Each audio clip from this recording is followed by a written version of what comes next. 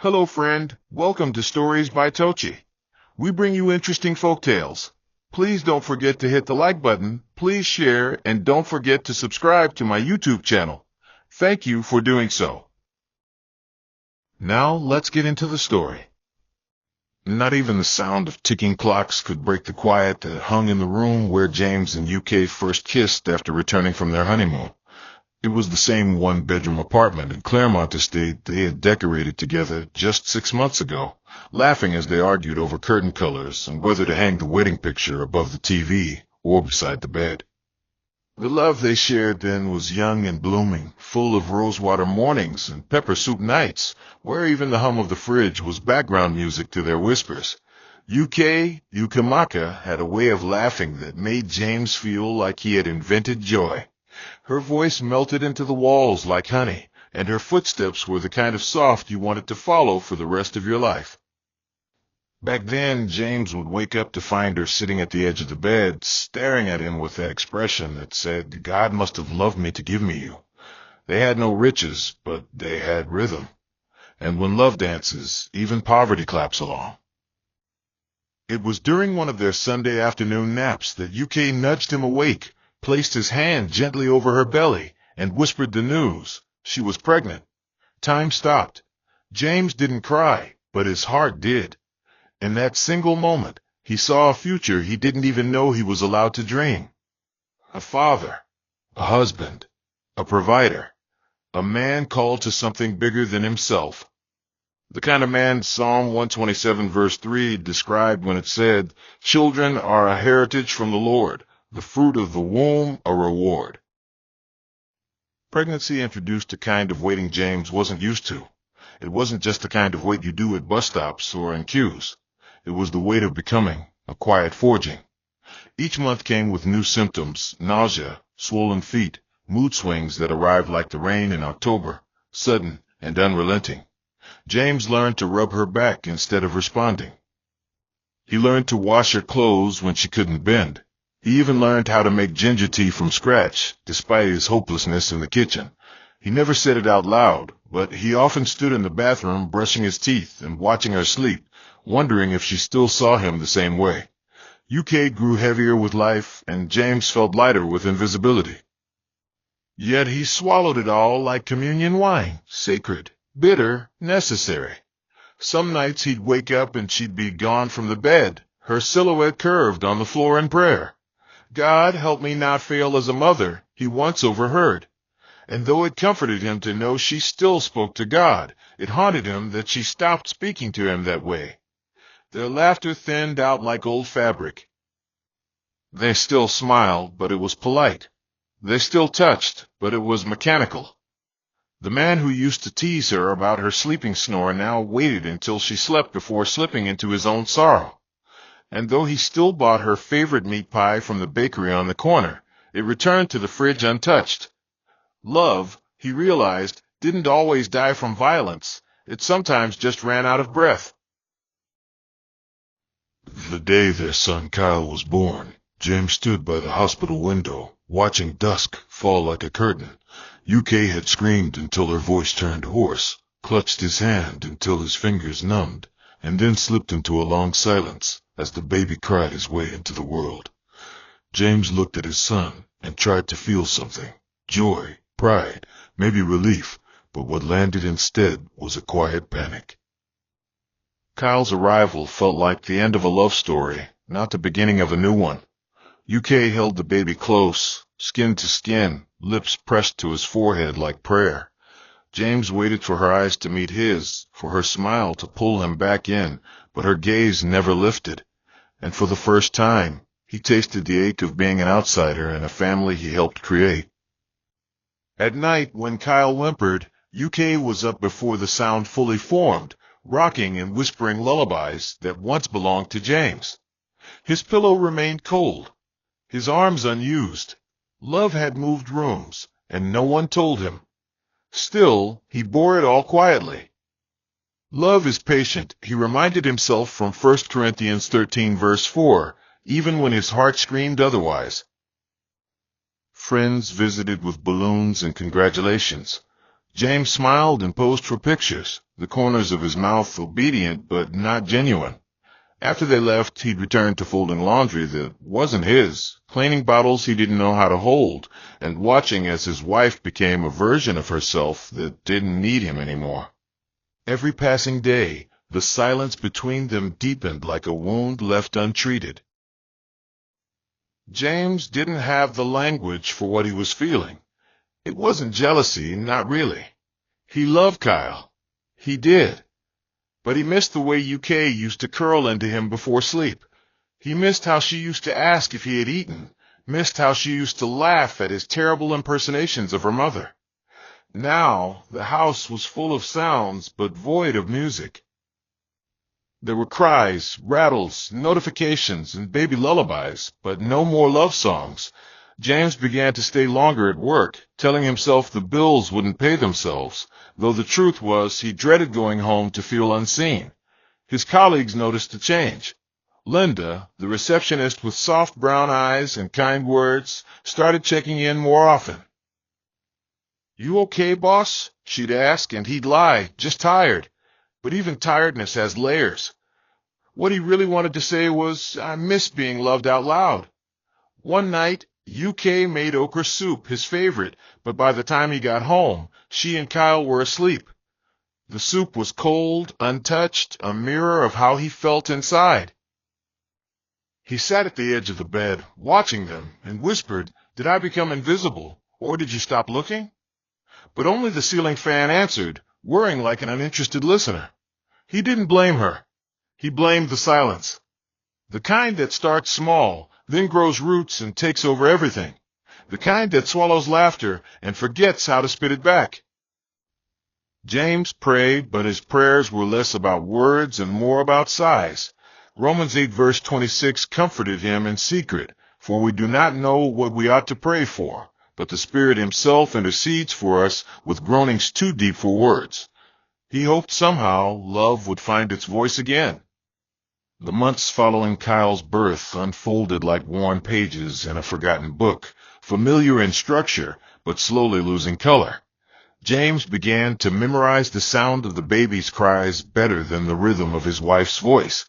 His body moved on autopilot now, the way a clock ticks not out of will but duty.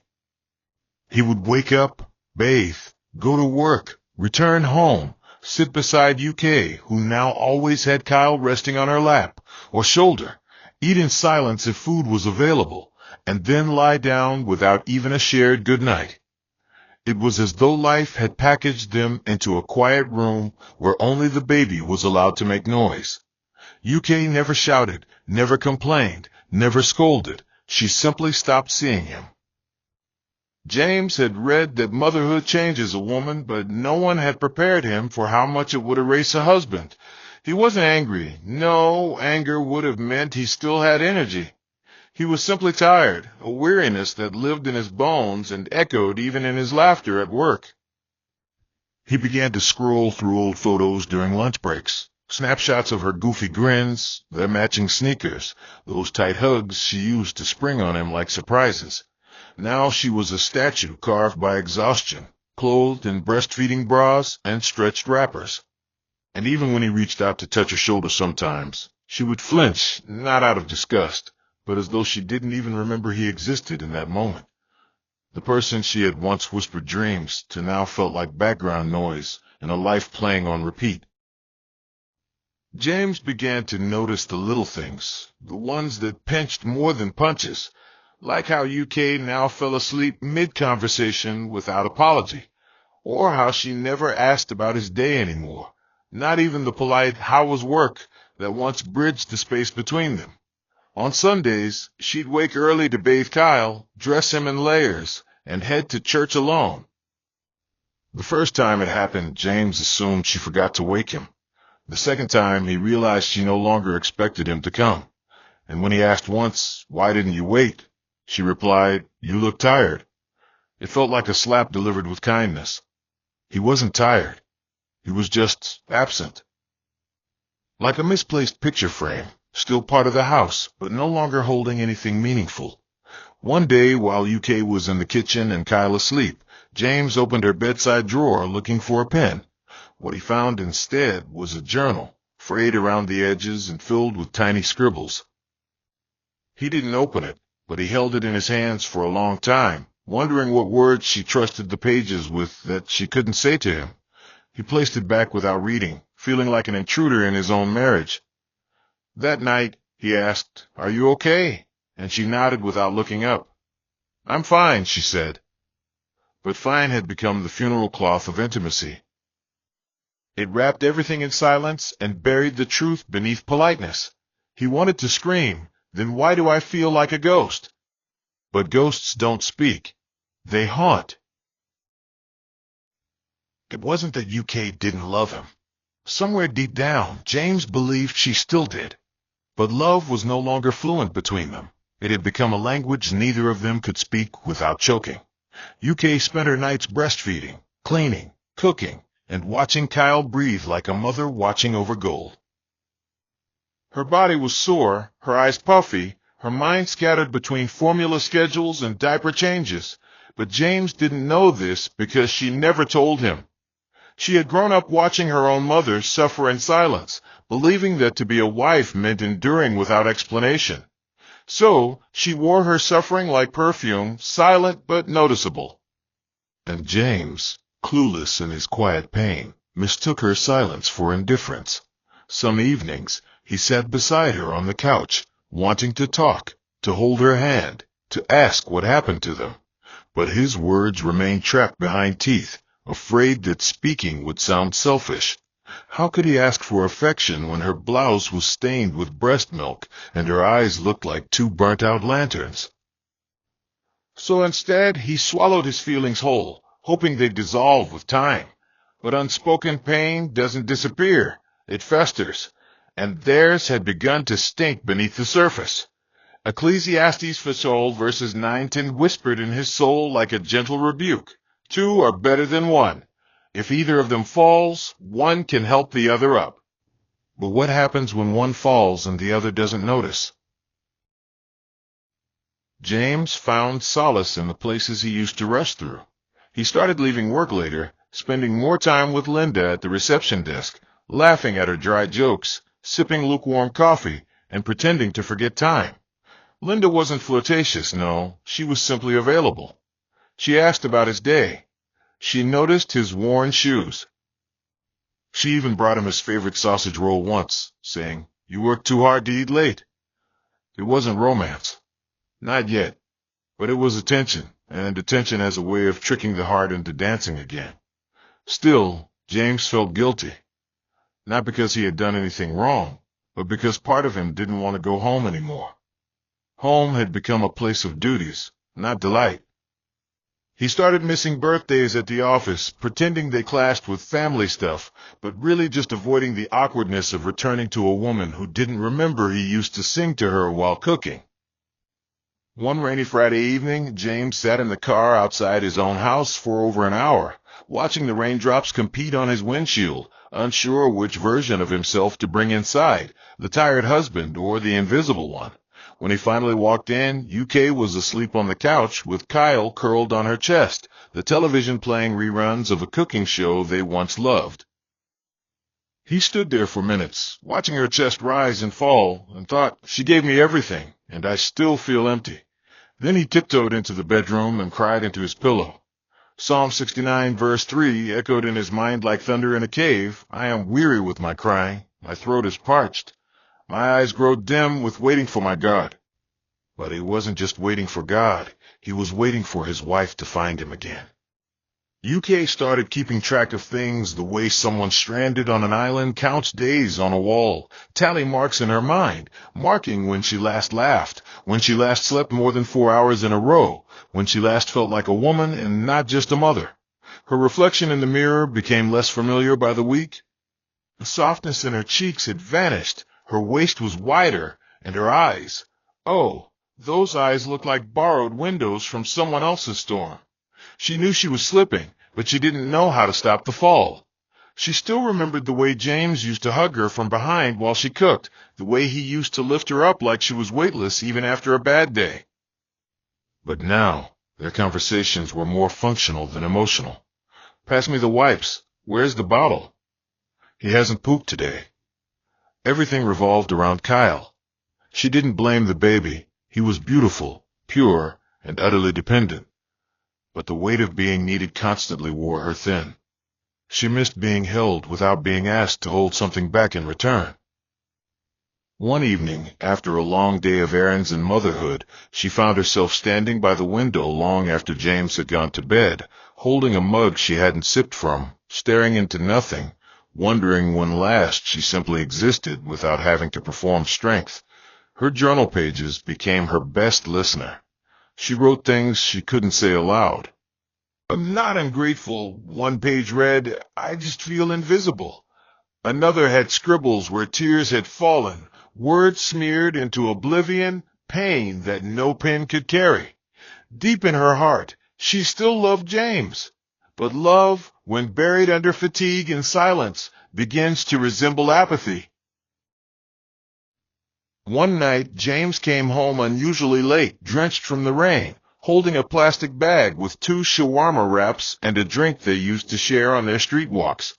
UK was already feeding Kyle, and her hair was wrapped in a faded scarf that hadn't known water in 3 days. She looked up, offered a tired smile, and mumbled, "You're back."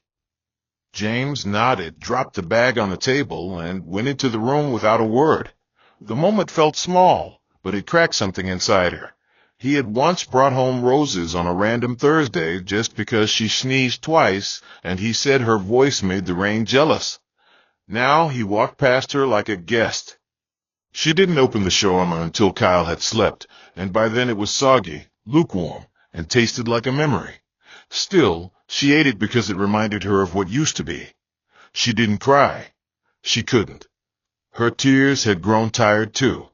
The next day, she texted her friend Amanda, who was once her bridesmaid and now a mother of 2, asking, "Is this normal? Does love always take the back seat after children?" Amanda didn't respond with paragraphs. She sent a voice note that said, "Normal doesn't mean healthy, UK. You both need to talk before silence becomes your new language." But how do you speak when your tongue feels rusted, when your words might come out sounding like blame instead of longing? UK wanted to tell James, "I miss you," but she didn't know how to say it without sounding like she was accusing him of absence. So she kept quiet. Again. Linda had started texting James more regularly now. Nothing inappropriate, just "hope you're good" or "don't forget your file today." But it was how her messages made him feel that unsettled him. Seen. Noticed. Even on a random Wednesday. She once sent him a meme about a boss with a bald head and a tired smile, and James laughed louder than he had in weeks. It wasn't the meme. It was the feeling of being known. Yet each time he laughed at her messages, guilt tugged at him like a child yanking a parent's shirt. He had done nothing wrong, but the emotional lean was becoming obvious. He started saving her name as L in his phone, as though hiding it would cleanse the heart. James wasn't proud of the distance growing between him and UK, but he also didn't know how to fix what neither of them seemed to admit was broken. They functioned well enough. No fights, no slammed doors, no shouting. But there was no joy either. No teasing, no shared glances, no electricity.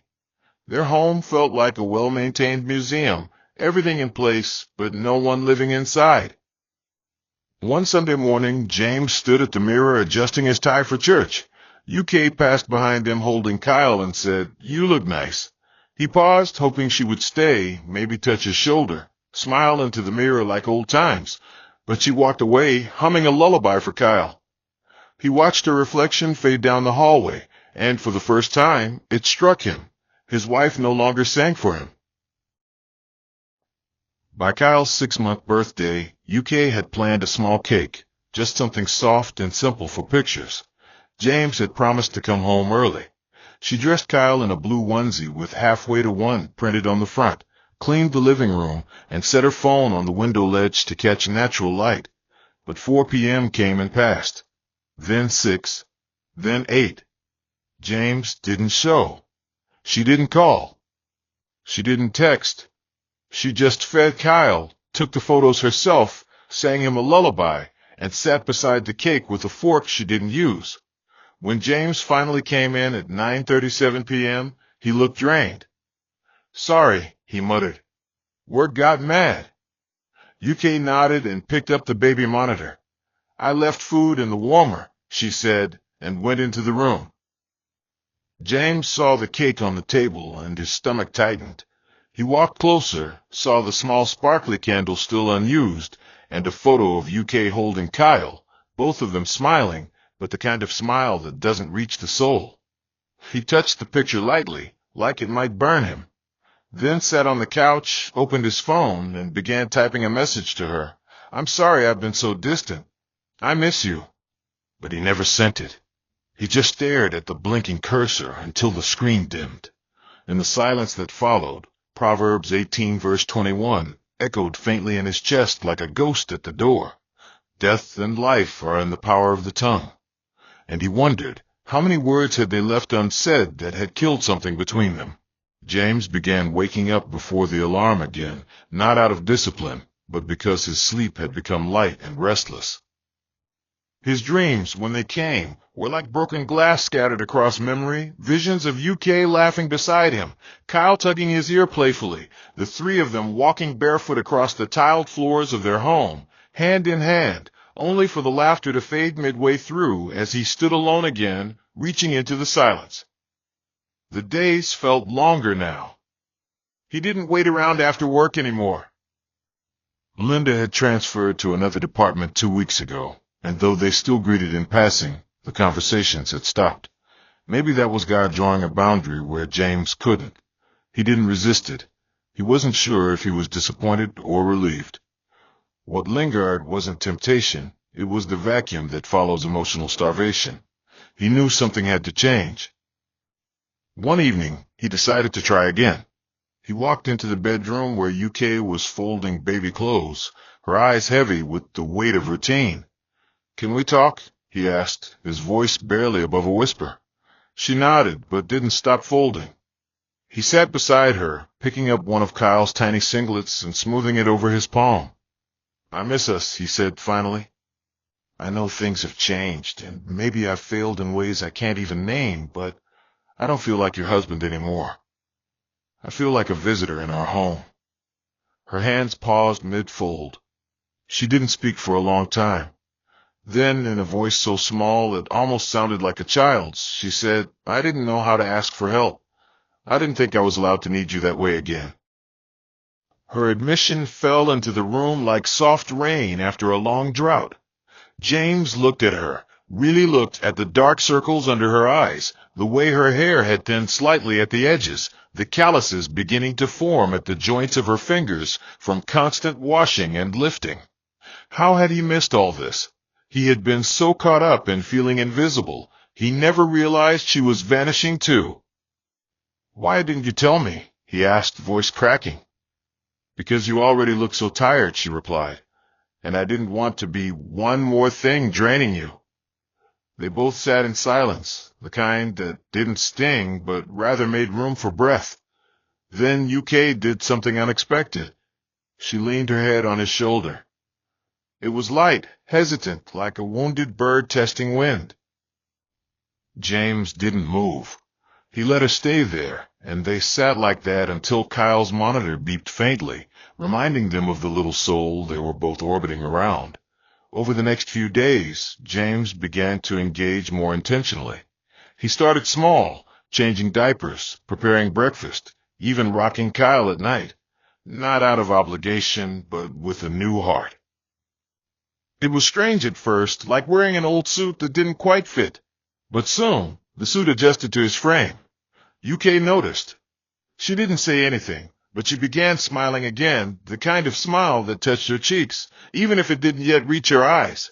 Healing had begun, not through grand gestures, but through small consistencies.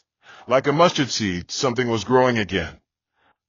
James found himself humming softly as he arranged the baby's toys one afternoon, and the sound startled him. He hadn't heard his own joy in months. Then came the night of the storm. It was the kind of rain that pounded roofs like a gospel drum, loud, angry, relentless. James had just finished feeding Kyle and was about to hand him back to UK when she fainted. It happened so quickly. One moment she was adjusting the blanket, the next her knees buckled.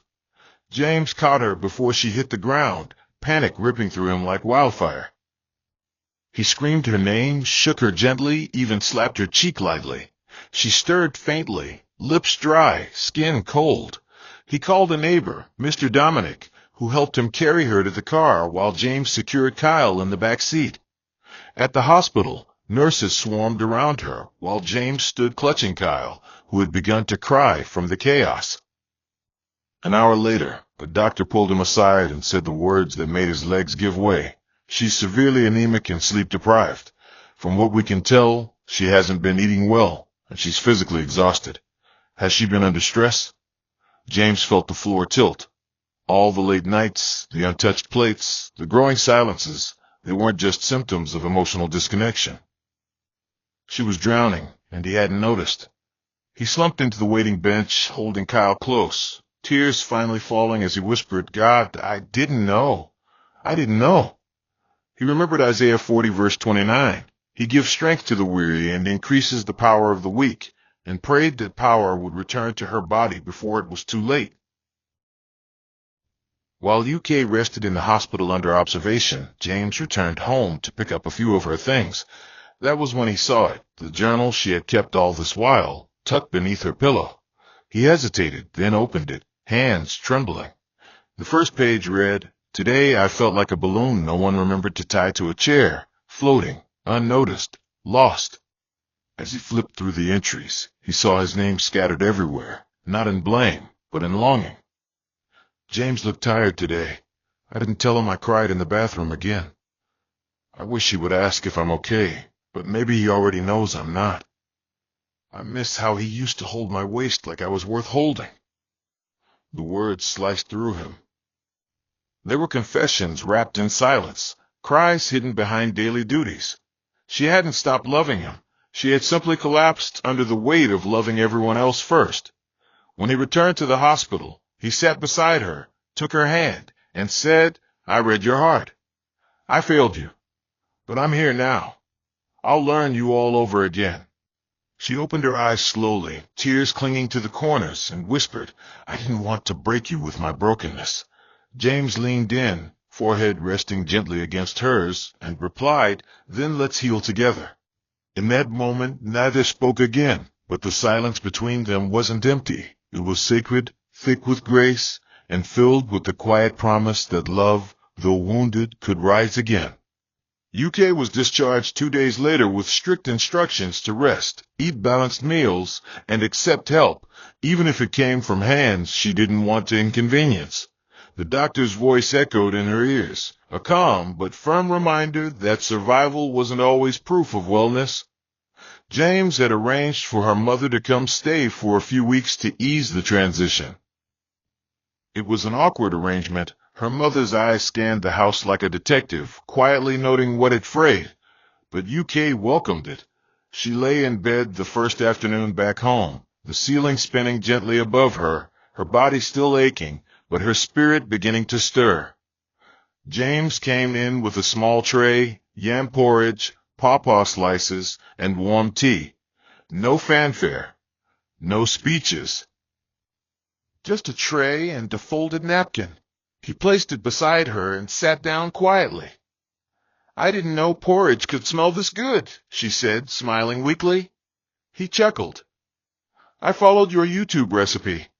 Almost burned the first one." She laughed, the sound scratchy but real. It was their first laugh together in months. A seed, tiny but visible, was breaking through the soil. Over the next few days, James adjusted everything. His work schedule, his daily routines, even his phone habits. Where once he scrolled mindlessly at night, he now read to Kyle while UK rested, and when she joined them, he didn't stop. He invited her in with a glance that said, "This is ours again." It wasn't grand, but it was consistent, like sunrise after storm. One evening, she leaned against the doorframe watching him rock Kyle and thought to herself, "This is the man I married." And he came back. James had begun to realize that healing wasn't a loud ceremony. It was made of tiny choices repeated until they created a new rhythm. He learned that presence wasn't just physical. He no longer sat in the house like a tenant. He engaged. If UK was too tired to talk, he sat beside her in silence, his hand covering hers. If she laughed at something on her phone, he asked what it was and laughed too, even if it wasn't funny. He started journaling as well, not to match her, but to understand himself better. His first entry read, "I miss who I was with her. I want him back." The James of the honeymoon had been spontaneous, poetic, reckless in romance. The James of now was steadier, more thoughtful, more deliberate. It was as though love had matured, not weakened. He remembered 1 Peter verse 8, "Above all, love each other deeply, because love covers over a multitude of sins." Every night, he said a short prayer over UK and Kyle before bed, not always aloud, but always sincere. One night, while UK was brushing her hair, he came behind her, looked at her in the mirror, and said, "You're beautiful, you know." Not in spite of everything, but because of it. She froze for a second, then smiled at her reflection. "You always did know how to flirt when I'm in my nightwear," she teased. He grinned. "Well, that nightwear brought me Kyle. It deserves respect." They both burst out laughing, a sound that felt like furniture being returned to its place in the room. The transformation wasn't without bumps. Some days UK still felt overwhelmed. Some nights James forgot to offer help until she asked, but there was no more guessing, no more silent expectations. They began scheduling small date nights at home. Nothing fancy, sometimes just 2 spoons and 1 bowl of ice cream, watching old movies while Kyle slept between them. Other times, it was just a walk around the compound, hand in hand, like teenagers with secrets. On one such night, as they sat on the veranda listening to crickets and distant generators hum, UK turned to James and said, "I was afraid you'd leave." Not physically, emotionally. He looked at her, eyes soft, and replied, "I did. But I came back, and I'm not leaving again." She leaned on his shoulder, and they sat like that until the mosquitoes reminded them they were still in Claremont. The next Sunday, they went to church as a family again. People noticed. One woman even whispered to UK, "You're glowing again."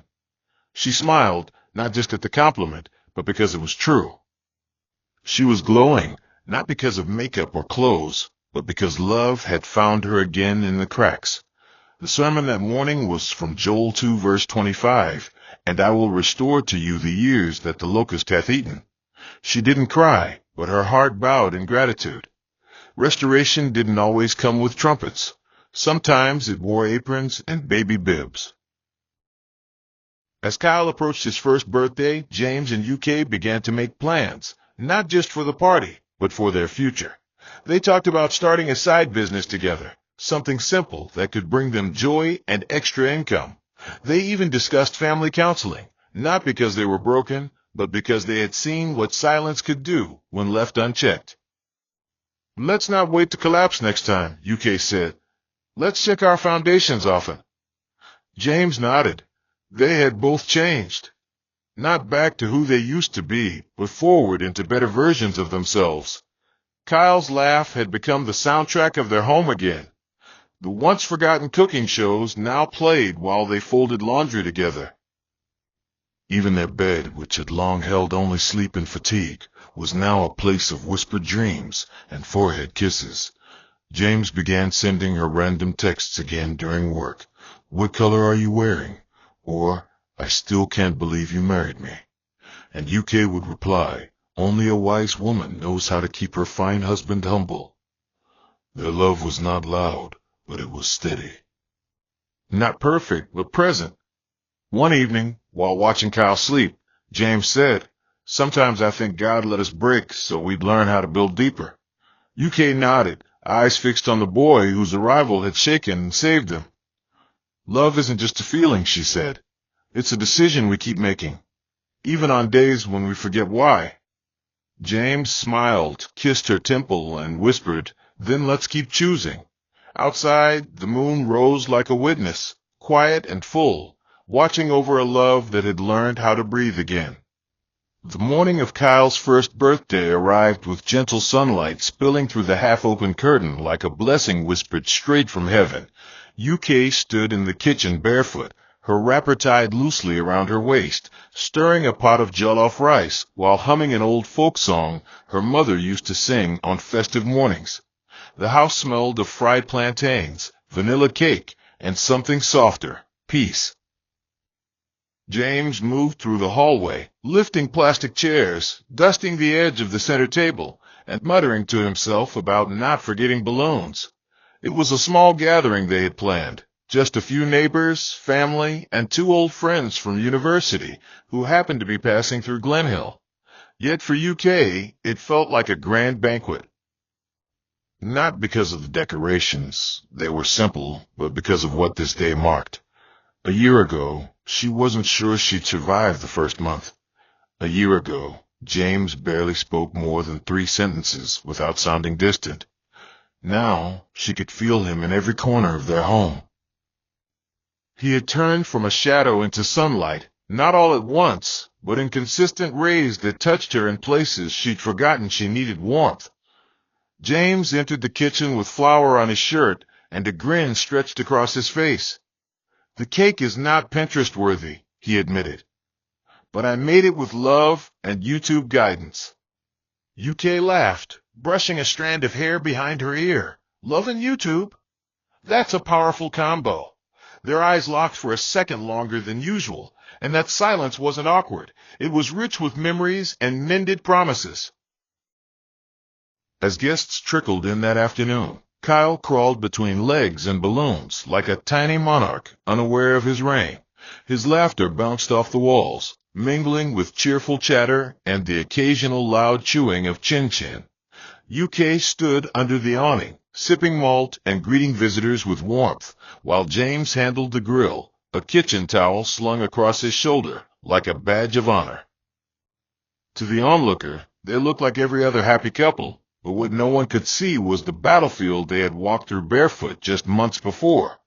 There was no medal for surviving emotional droughts, no applause for enduring the ache of silence, but in their smiles lived a quiet triumph.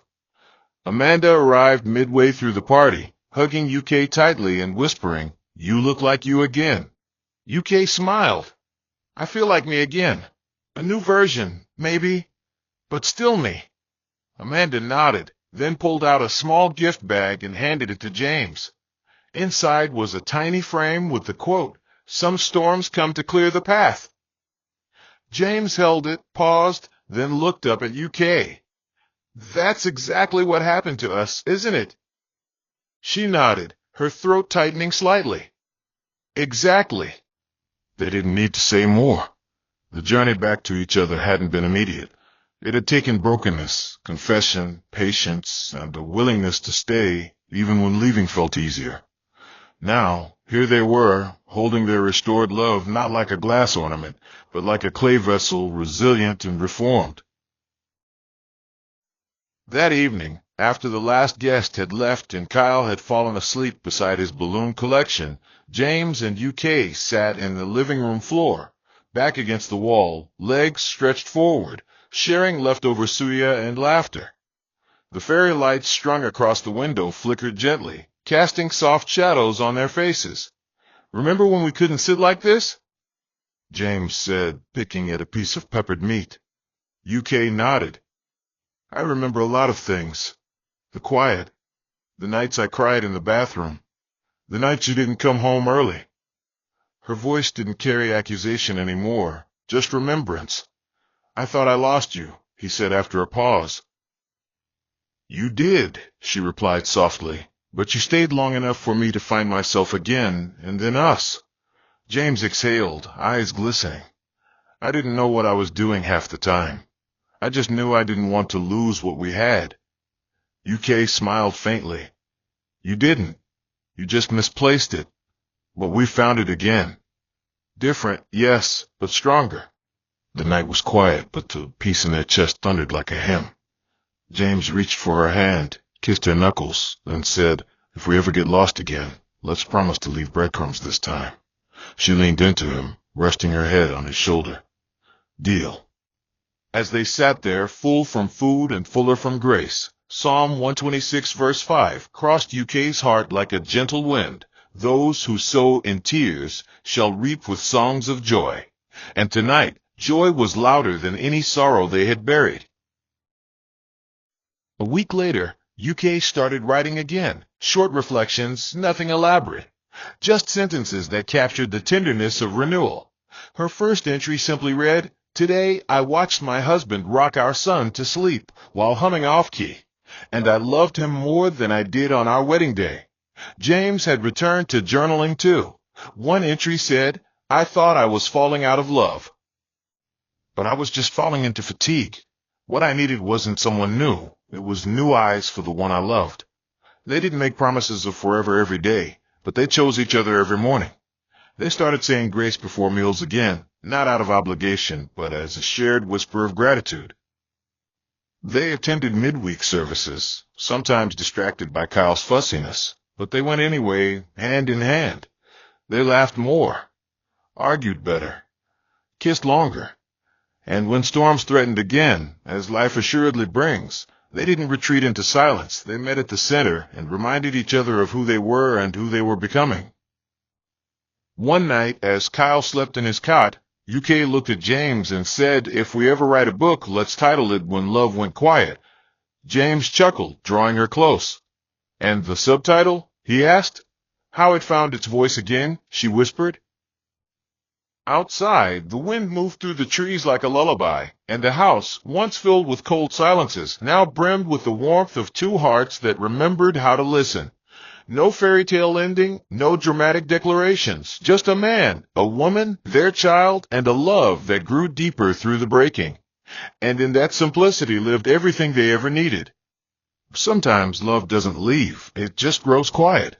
It hides behind sleepless nights, unspoken expectations, and the weight of responsibility.